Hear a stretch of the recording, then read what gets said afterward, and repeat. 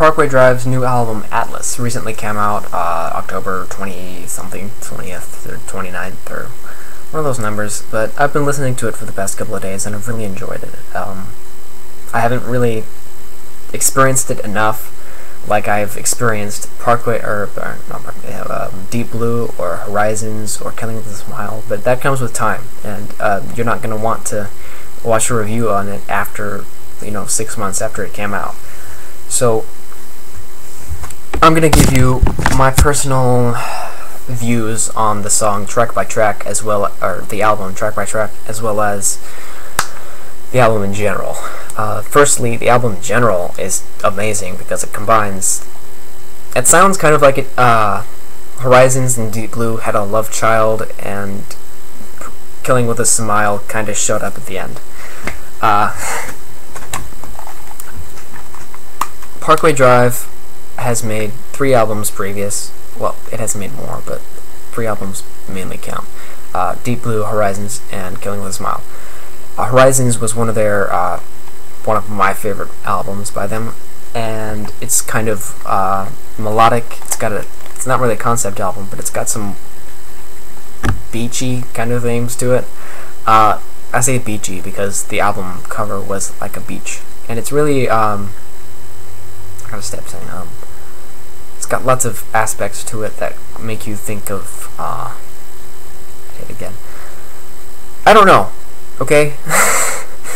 Horizons is a really good album though, because it flows. It has songs that rise and fall, and they flow perfectly within each other. It combines aggressiveness with some songs that have some slower tones and some meaning. Not that aggressive songs don't have meaning, but songs that equate to life beyond just being pissed off. Especially Horizons, which is one of my favorite songs. Deep Blue has amazing lyrics. Deep Blue is one of my favorite albums lyrically.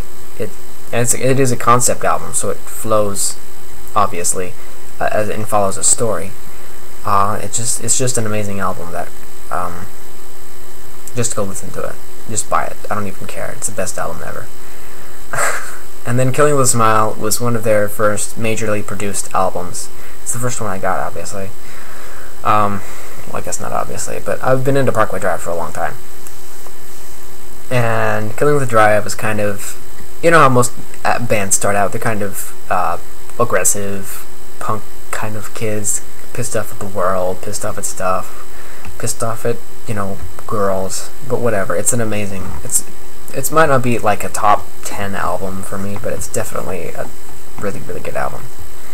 Horizons, however, has definitely been my top favorite Parkway Drive album because of the fact that it flows so well, and it just has all of the songs are distinct. Like, you can tell the difference between the songs, but they all have a continuing sound to them. Like, they have such a collective separation that it's, I don't know, all the songs work so well together, and especially Horizons, which combines everything, and it's one of my favorite songs.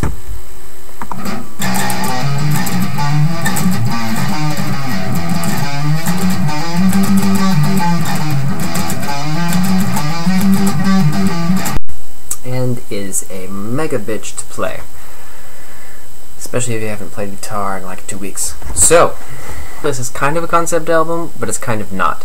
It has some songs that have the similar message on it, but it's kind of, broken up in between songs with different messages. So I guess it's not really a concept album, it's just an album that has similar concepts.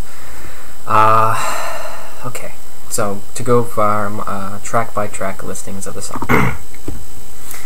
Okay, so Parkway Drive Atlas has 12 songs on it. A couple of them are like 2 minutes long, and they're like not necessarily filler songs, but they're like songs that are not meant to have a full cohesive movement. It's meant to link one song to the other. The first of those songs is the intro song, and that's Sparks. Bringing up the lyrics here. Born of dust and stone, dead hearts roaming a dying home, fight leaves us all, white cloths upon the shores of time. We are but sparks in a darkened world, and yet some things were born to burn. That's the first part of the song. It's just kind of like spoken, while there's a gentle guitar playing in the background. It's just kind of like gentle, slow guitar building, spoken word, and that's why it reminded me of Killing with a Smile. Because in Killing with a Smile there was some, you can definitely tell, like, if you heard Killing with a Smile, you can hear it have like flashbacks to when he was speaking words in Killing with a Smile, because his voice sounds exactly the same, and it's a very distinctive voice.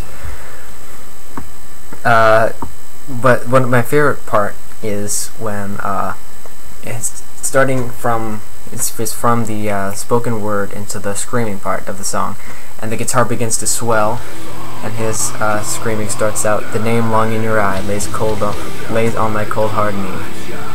You bring the matches," and then it all gets quiet. "I'll bring the gasoline." Bam! And then the song continues, and it's awesome. Dum dum, the drum beat and the guitar, and it swells into awesomeness, and it's just a great intro. It's a great intro to a great album. And you can see in the intro song, I think the intro song should definitely include aspects of multiple songs in the album, so you know what you're getting into. And I think this song definitely does that. The second song is called Old Ghosts / New Regrets, and it starts off amazingly, and you know you're in a Parkway Drive album when it starts off, because it's got a nice forever fucked. It's pretty awesome. It starts out, "Forever fucked, we wage a war of suffering idiocy. 100,000 years of dreaming drowned in a flood of fear and greed. Precious heritage laid waste before the chainsaw's snarling teeth. Bleed the earth, bleed her till her heart no longer beats." The main, I guess, kind of theme of this album is, I wouldn't say environmental, but it's like we are messing with the world that we live in because we're so focused on consuming everything that we aren't realizing what we're messing up for our children and the ones who will come after us. And that's why it's called Atlas, I think, because Atlas is the god who bore the world on his shoulders, and better watch out in case he shrugs. But anyway, he bears the world on his shoulders, and it's kind of saying, like, we are bearing the world on our shoulders, and we better be careful not to mess it up. The next song is called Dark Days, and it's just kind of a regular, typical Parkway Drive album. It's got lyrics about, I'm assuming it's a girl, or just someone he used to know. Just somebody that I used to know. No. And he's talking about how he remembers all the times he spent with this person and how they sing it all. It's a really good song. In fact, I don't think there's any bad songs on this album, but this song doesn't really stand out to me as an album setter. It's not just like it's just like an album filler. It's like a song that goes with the album, and it fulfills the need to have a song on the album and to have a similar sound and a good message. And it's not a bad message, it's a good message. But I don't really feel that it doesn't stand out to me like some of the songs do. That's just all I'm saying. You can like it or hate it. One of the reasons that song might not stand out to me so much is because the next song, Wild Eyes, is just amazing. It's like my favorite song on the album. It stood out to me from like 5 seconds into this song. It just starts off trilling guitar solo and the high-pitched. I'm just a sucker for high-pitched guitar solos, like the intro to My Questions by the Devil Wears Prada on Dead Throne. That was like, gets me every time. Gets me pumped.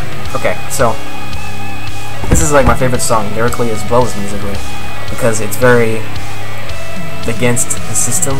It's kind of like taking it's taking a head from Deep Blue. It's a lot like Wreckage from Deep Blue, because in Wreckage there was I am the horror you created, the mindfuck you instigated, and it's kind of your fault that I am like this, so I'm pissed at you for doing that. That's kind of the message I get from this song. And it's more of a, instead of a you fucked me up, I'm gonna fuck you up, it's more like you are hurting us, we should rise up against you kind of a song, and I really like that. It starts off, we build our dreams from the ashes of your nightmares, carry our father's sins from the cradle to the grave, we blaze our path through the darkness that you left us in, now we ride in the belly of the beast.